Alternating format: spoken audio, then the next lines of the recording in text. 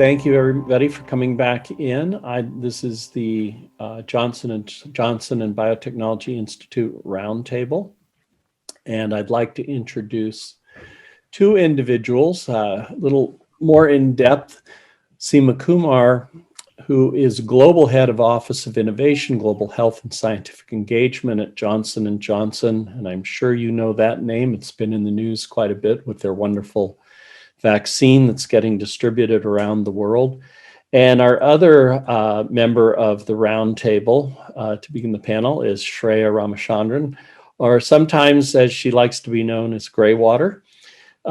She is a 2020 BioGENeius finalist and high honors, and then she also was the winner of the 2020 Gene Pool. So I'll turn this over to both of you, and Seema, you're leading the discussion, so take it away.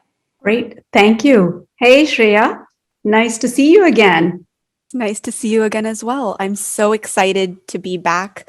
Even though last year's BioGENeius was virtual as this one is, I remember it being just an incredible experience. I made so many really wonderful friends, and I really enjoyed, in specific, the gene pool competition. So I'm super, super excited to be back and speaking with you as well. Thank you. Yes, speaking of gene pool and last year's competition, we were also impressed by your work, both in terms of your presentation at BioGENeius, and then, of course, for those who have not been following your journey closely, and we just want to, first of all, just set the stage and have you explain a little bit about the project that you're working on and what you won the gene pool competition for. So tell us a little bit about that. Yeah, so I was really interested in seeing how we could reuse or recycle water as a method of water conservation. And I was more specifically interested in greywater reuse, which is the lightly used water from sinks, showers, baths, and laundries, seeing can we reuse that water for doing things that are non-potable use, stuff like irrigation. And what I found was that greywater reuse can have huge effects and be really, really a great drought mitigation solution. However, we have many commercial laundry detergents and soaps that have harmful chemicals that make their way into the greywater and make it difficult to reuse. So my project was finding an alternative laundry detergent whose greywater can then be used for irrigation. And that's what I presented about at BioGENeius and for the gene pool competition. And just in summary, what I found was that, yes, greywater reuse can actually be done, and it doesn't negatively affect soil and plant nutrients, doesn't affect aquatic life, negatively affect the microbiome, and a whole host of other things. So it is safe to use. So it is safe to use. So instead of laundry detergents and other sort of soap-like products, what do you use instead? Yeah, so you can use what are called soap nuts. They are the berry shell of the Indian soapberry. They're about this big. And you can put 4 or 5 of them in a little cloth bag and just throw them in with the rest of your laundry. And they act as a laundry detergent that could be used instead. That's the one that I primarily recommend. And that was also the focus of my research. They're actually more cost effective than a regular laundry detergent like Tide or something that you would buy at the store, because each berry can be reused numerous times. However, you can also do greywater reuse with organic laundry detergents like 7th generation EOS, and there's some others as well. That's great. So you founded a non-for-profit organization called the Greywater Project to support, this particular initiative of yours.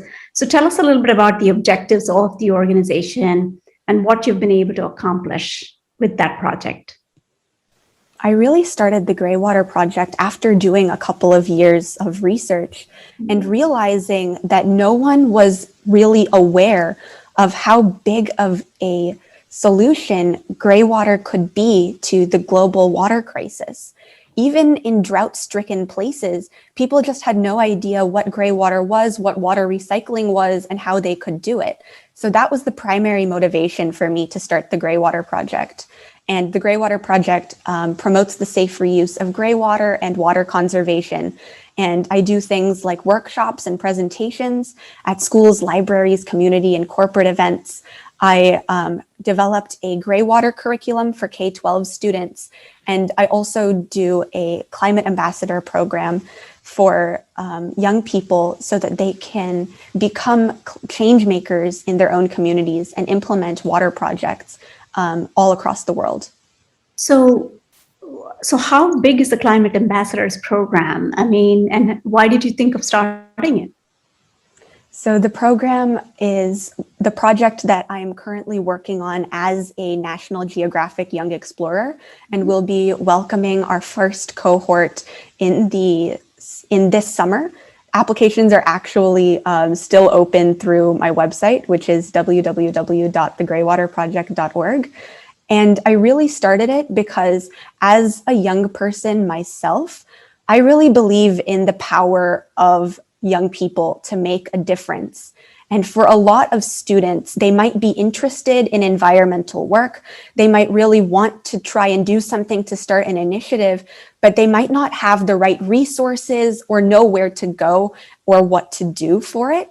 So the program is really a way of giving students the background that they need in terms of just facts and information about the climate crisis, and also helping them develop the skills like public speaking and also community organizing and others such as that to actually put projects that they're interested in into action so that they can implement positive change in their communities. So you're doing such a lot of great work on behalf of sustainability and the environment. Why are you so passionate about the environment? When did your passion start? And, how did that make you become an environmental entrepreneur? I think that inside of everyone, there is a passion for the environment. But for me particularly, I really started because it wasn't a problem that I could ignore. I witnessed water scarcity firsthand in California and in India, and I really saw how people were suffering due to a lack of water. I mean, imagine waking up in the morning and not knowing where your daily supply of water was going to come from. Imagine turning on a tap and just having like a murky brown substance run out. And that's a daily reality for millions of people across the world. And once you've seen that, once you've experienced that, then I don't think anybody could just walk away and say, oh, this isn't something I'm going to care about. But I just really couldn't walk away from that problem. So that was what brought me into environmental work. And from there, I realized how water issues are interconnected with so many other things. And that really grew my interest for the environment in general. That's so phenomenal. I mean, as you said, there is an environmental entrepreneur, or the passion for the environment, for Earth is there in all of us. But you make it sound so effortless. You had this passion, you started something, and now you're growing it. I'm sure it wasn't, easy all along the way. I'm sure you faced lots of challenges. What kind of challenges did you face on your journey? Oh my goodness, so many. It was never an easy thing to do. For the Greywater Project in particular, there's a lot of stigma around greywater reuse because when you bring it up, you're essentially talking about wastewater. And for a lot of people, that's a very taboo subject. They don't want to think about wastewater, and they don't want to have that in-depth discussion about how this sort of solution could be implemented. So it was very difficult to even breach the subject with a lot of groups that I was really hoping to work with. But I think one of the ways that I've managed to overcome that is to really go at it from two perspectives. You have to bring the facts. You obviously have to show people the research and the scientific evidence, but you also need to bring in the human aspect for people who might not be as swayed by raw numbers. I know a lot of us here, we just follow the data, but when speaking to people who might not be scientists, who aren't innovators, for that, you need to bring statistics along with personal stories and come in with a position of understanding, because if someone is not super receptive to your solution, there might be a reason why, and you have to understand that in order to work with them. So that was, especially in the beginning, a challenge for the Greywater Project. But for my research to begin with, I started out with no lab space, no supplies, very little funding, and I essentially kicked my parents out of their master bedroom and set up a greenhouse in my house and grew hundreds of plants. After school, I came home and I was just like monitoring all of my little plant babies, making sure I was checking height and checking whether they were all watered and well cared for my experimentation. And I turned my downstairs bathroom into a water testing lab to try and do all of this experimentation at home, because I didn't have access to larger professional facilities. And to get access to funding, I applied for local grants. And I also participated in competitions. And if I ever won funding through competitions, usually that money just went right back into my research and to fund the next year's project. So there were tons of challenges along the way, but I think it made the results all the more sweeter because of the amount of effort I had put in to obtain them. That is wonderful. Let's talk about a couple of different things. You've done a lot to raise awareness about science in general, and especially through the specifics of the Greywater Project. It's a very real, tangible example of how you can take science and create human impact and societal impact. Why is trust in science and engagement in science such an important topic, especially for the younger generation? Yeah, it's so important. And I can't overstate the importance of a strong science background and understanding science, because so many of the things around us in our everyday lives, even if you don't realize it, are affected by science. I mean, we think of the policies that go into place in our government. A lot of those are going to be backed by research and studies to see if they're effective and how they're going to be implemented. We have just everything around us, from the products that we use to the activities that we participate in, are all influenced by science in some way. So if you don't have an understanding and an appreciation for it, then that's really not great. But also, I think that if you introduce kids to science and to hands-on experimentation more specifically, then they can be problem solvers, be change makers, be innovators to help solve the biggest challenges our world faces today. Because young people, and this might be a little bit presumptuous, but we're really creative and we really have a lot of drive to make a difference in the problems that we see around us. So by enabling students to do good science and do experimentation, and by giving them access to opportunities that enable them to do that, then you're opening up a whole new world of possibility, at least in my opinion. That's wonderful. And, you participated in the gene pool competition before, obviously. So what did you take away after competing in the gene pool? Why do you think that was important? And then, of course, what did you take away after winning gene pool competition? It was definitely a different experience. Gene pool was unlike any sort of science fair or event that I've done in the past. As you all experienced just now, it's such a fast pace, and you have to communicate your key results really, really quickly. So that was really helpful for me, because it enabled me to, in a very short time, try and figure out what was most important out of this project that I had worked on for several years. And I really took away how to present things quickly and what sort of things to prioritize when I'm trying to explain something to someone else. I have sort of subconsciously started to use those same principles that I first learned in the gene pool competition for other things outside of just the science space as well. So even if you don't realize how much you learned today, it will come in handy in the future, most likely. That's great. That's wonderful.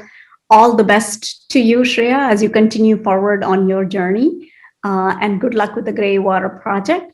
And to all of our gene pool contestants and gene pool finalists, I also want to give the same thought, which is congratulations, good luck with your projects. All of your projects are important, and continue working on those projects, because success is just within reach, and all it takes is passion, persistence, and perseverance. So thank you, Shreya. Thanks for taking the time. Thank you so much for having me here. It's always wonderful to come back to the BioGENeius competition. It's an amazing, amazing experience, and I'm so glad that this is something that Johnson & Johnson is sponsoring once again. Thank you so much. And we're really proud and honored to be sponsoring it, because we believe in the cause, and we believe in generating and developing the next generation, I should say, of the scientists and science writers and science communicators and science advocates for the future. And so thank you. And Larry, may I turn it back over to you? Yes, hello. Thank you. Well, I think, were you planning, Seema, did you want to field time for a few questions from some of the finalists? Absolutely. It sounds great. That sounds If the wonderful. finalists, if you could turn on your videos and rejoin. So I was just going to make a comment, something that Shreya said that I think is very important, and for those of you that just finished Gene Pool, and that is, she mentioned the personal story. Personal stories touch everyone. Your audience could be a customer, your audience could be caretakers, your audience could be investors.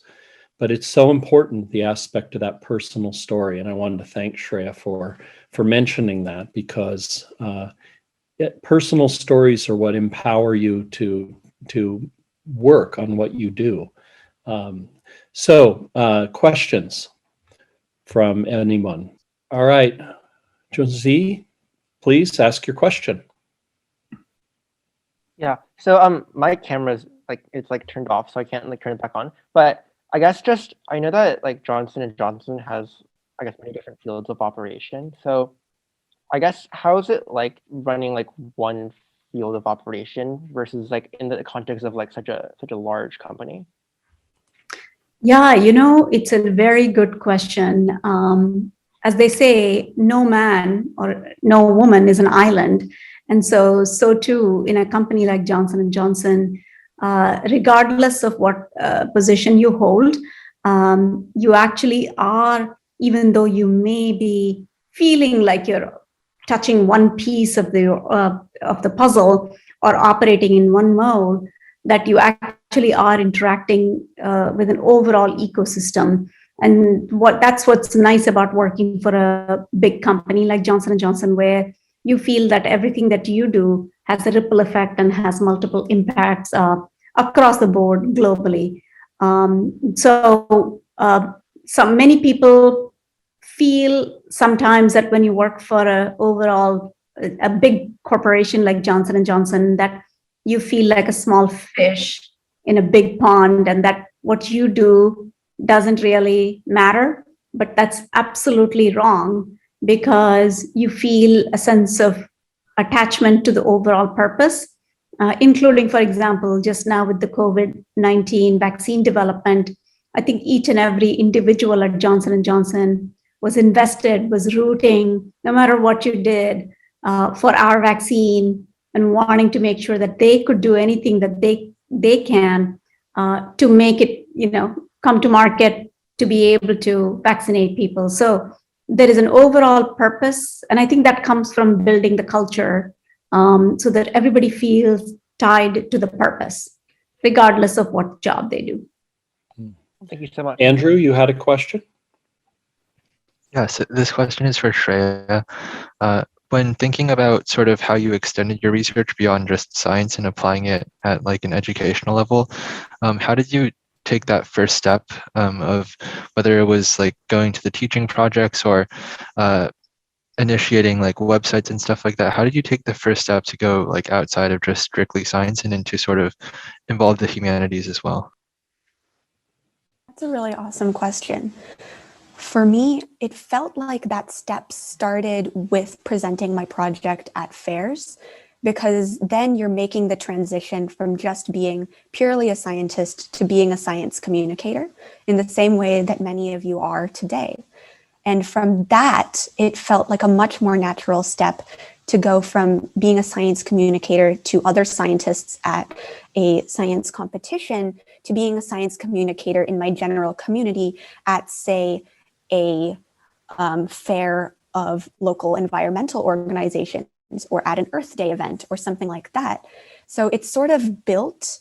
The Greywater Project has a number of different programs, but I started out with just trying to spread the word about this solution and spread the word about what individual people could do in order to make a difference for a better water future. So from that, it sort of just snowballed, and I identified further things that could be done and built from there. But the first step was really just, how do I communicate this to other people? And what do I need to do in order to communicate it effectively? Thank you. Claire, you have a question. Yeah, so this is directed for Shreya. And you mentioned while you were speaking about how like BioGENeius, like gene pool, kind of brought you into doing like focusing more on your speaking skills and how that's helped you not only in science but in other areas of your life as well. So I'm wondering, like, after gene pool, what did you do to kind of further cultivate those skills and learn, you know, like you said, how to like really think about your audience, think from their perspective, and then practice those things?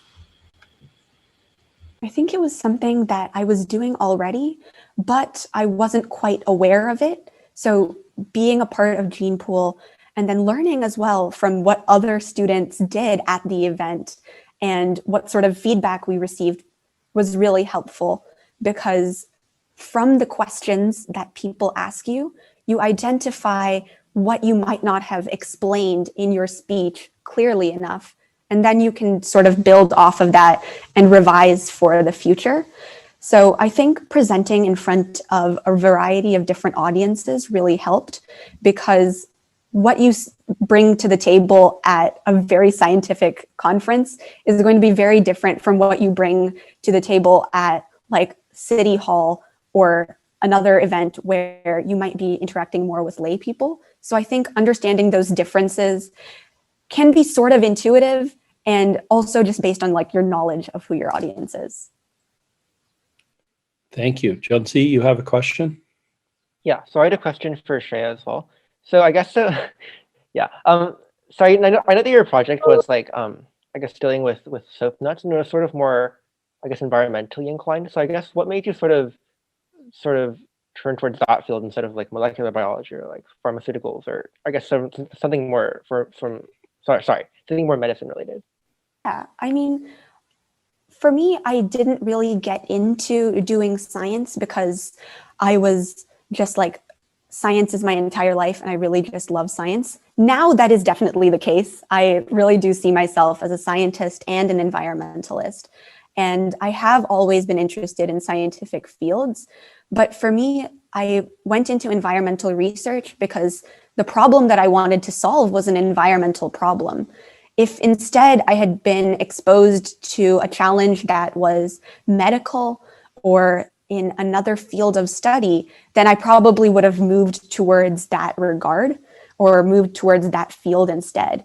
But I think that some of the best projects that I've seen come from people who really have a strong passion for the problem that they want to solve, and not just, I'm really interested in the field of molecular biology, so I'm going to find a project in molecular biology, if that makes sense. So finding the skills that you need to tackle the problems that you want to solve, in my opinion, is more useful than figuring out what sort of skills you want to learn and then finding problems that fit those skills. Absolutely. And that being said, I remember from your project, while she talks a lot about the water conservation aspect of it, she did quite a bit of microbiome analysis on the rhizosome areas, which are so important to plants to be able to allow them to thrive in the soil, to show that her solution, in fact, did not alter adversely that microbial environment, whereas other solutions, so-called solutions, did in fact alter them. And so there was an underlying deep molecular analysis, even though the upfront use seemed so easy and so simple and so applicable to anybody, but the underlying science underneath it was rather sophisticated. That's true. I ended up having to pick up stuff in a variety of different fields. So the microbiome project ended up being a lot of computational biology and molecular biology. My work with soils and plants was primarily soil chemistry. And I also did a lot of work, as I mentioned before, with water and aquatic ecosystems. So it spanned a lot of different disciplines. Are there any other questions? Well, Seema, I think that is about the time for the entire roundtable. I thoroughly enjoyed it. I'll turn it over to you for some closing comments, but I wanted to thank you and Shreya and all the finalists for participating on behalf of the Institute. Seema?